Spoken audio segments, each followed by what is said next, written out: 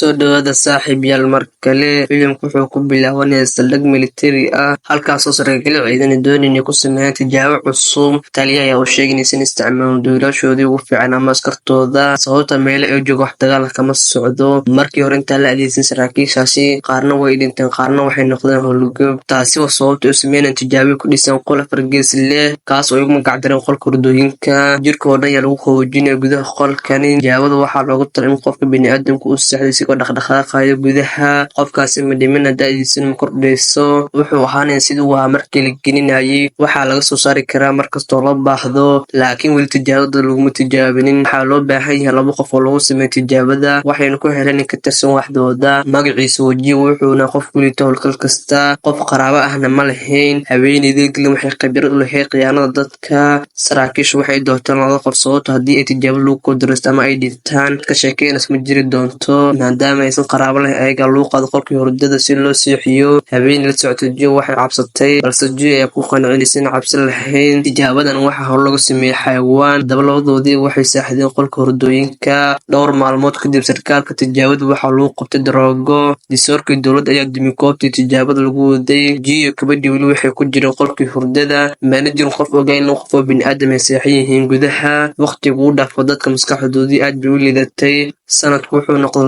2505. Dadkuna waxay noqdeen doqonnimo iyo caqli la'aan. Dadka degan waqtigan dad adeeg fiican ma lehna. Qolka Joe haweeneydii ayaa markii dambe laga helay qashin la riday. Markii gaarigal uu tuuray qashinkii buurnaa wuu u dhacay. Mid ka mid ah qolkii hurdada ku dhacay nin gurigu leeyahay uu sifuray. Waxaa ka soo baxay Joe wuu daasooto wuxuu seexday sanado badan. Laakiin si sarkaalku u sheegay qofka seexda qolkaas ma duqoobo. Joe weli wuxuu ahaa dhalinyaro isigoo seexda 500 oo sano. Wuxuu ninkii guriga lahaa weydiiyay away saldhigkiini. Ninkii wuxuu ku yiri waa maxay saldhig. Joe wuxuu u dhashay saldhigii ciidanka ku tirsanaa. Ninkii wuxuu ku tuuray gurigiisii. Wuxuu noolayaa siduu halka u yimid. Wuxuu baxay dadna wuu arkay. Wuxuuna weydiiyay halkuu saldhigga yaalay. Laakiin Joe weli wuxuu ku hadlay luuqadii qadiimiga ahayd. Dadka joogana waxay ku hadlayaan luuqad casri ah. Sanadka 2505 dadku waxay si xun u dhaqmaan. Laakiin wax dhib ah uma arkaan. Joe wuxuu dareemay in caafimaadkiisu uu liito sababtoo muddo dheer ayuu seexday. Wuxuu tagay isbitaalka si uu isku baaro balse isbitaalka aad buu u wasakh badnaa. Waxayna u muuqatay meel aan sanado badan la nadiifinin. Wuxuu u damcay inuu cabo biyo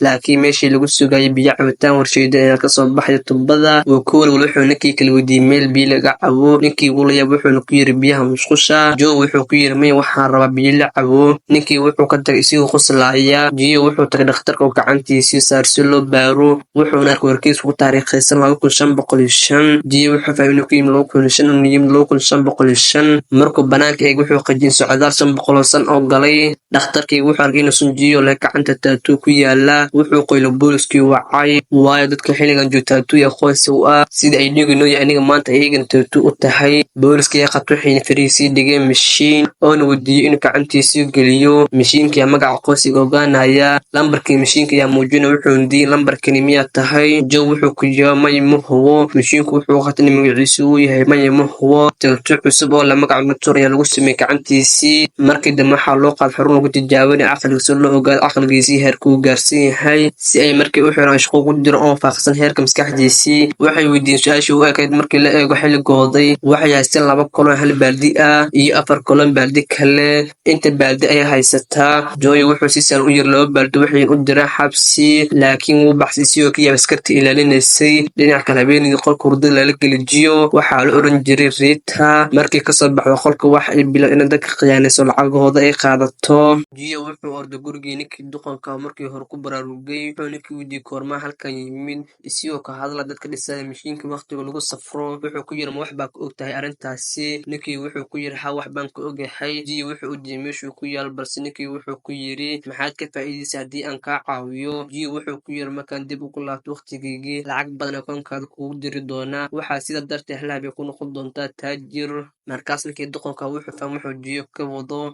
Wuxuuna bilaabay inuu ku halka mashiinka waqtiga uu yaalo. Intii ay socdeen Joe wuxuu mar kale la kulmay Rita. Markii ay wada socdeen mar kale ayaa la baaray. Booliska ayaa qabtay laakiin markaan waxaa loo qaaday aqalka cad. Halkaas waxaa lagu yiri adeeg ayaa qofka ugu caqliga badan adduunka aan joogno. Jawaabtii aad siisay xabsiga waa tii u adkeyd adduunka. Madaxweynuhu wuxuu khudbadiisii ku yiri ma jirto sabab aan hadda u walwalno. waayo waxaa ahaa ninkii ugu caqliga badnaa adduunka.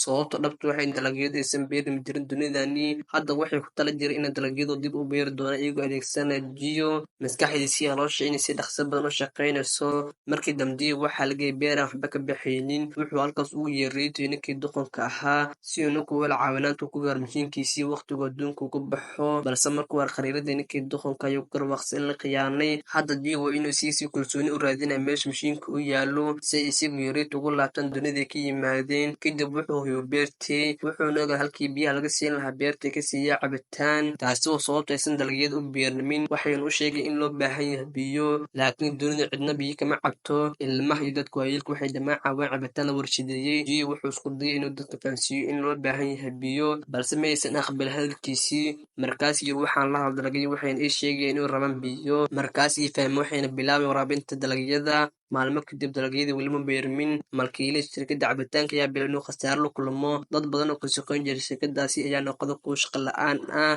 Dadkii shaqadoodii waxay dalbadeen in Joe la ciqaabo. Maxkamaddu waxay ku xukuntay dil. Waxaa la gaaray xilligii Joe la dili lahaa. Caalamka oo dhan si toos u daawanaya. Dhanka Reynta iyo ninkii doqonka waxay ogaadeen in beerihii Joe uu waraabay ay bilaabeen inay baxaan. Waxay u carareen goobtii Joe lagu dili lahaa. Waxayna tageen kaamirada duubaysa muuqaal toos oo lagu tusayo beerta. Markii dunida dhan aragtay beerta u baxaysa xukunkii dilkii John waa laga noqday sababta wuxuuna qofkii keenay wax soo saarka dalagyada. Markaasuu Joe ku yiri reetan ku laaban dunidii aan ka nimid laakiin reeta way idid waxayna ku tiri dunida waan jeclahay. Madaxweynuhu wuxuu ku dhawaaqay in Joe laga dhigi doono madaxweyne ku xigeen. Joe wuxuu ku yiri waxaan rabaa in dunidaydii ku noqdo. Dadka oo dhan way murugoodeen marka ay maqleen maxaa yeelay rajo badan bay ka qabaan Geo. Waxayna bilaabeen ugu warramaan dhibaatooyinka dunida mid waxay yiraahdeen haddii aad tagto weligeeni xal uma heli doono dhibaatooyinkeena. Geo wuxuu kuna hadalkoodii wuxuuna go'aansan nolol noolaado. Geo reeto isguursan Geo wuxuu noqday madaxweynaha dunida. Waxay ahayd dhacdadii ugu dambeysay filimkeeni mahadsanid. Haddii halkaan nala soo gaartay aad iyo aad baa u mahadsan tahay. Hadduu jira subscribe saaro. Hadduu subscribe ku waxaan kaa codsanaa muuqaal kale noo saar si meel dhow na gaari aad iyo aad baa u mahadsan tahay.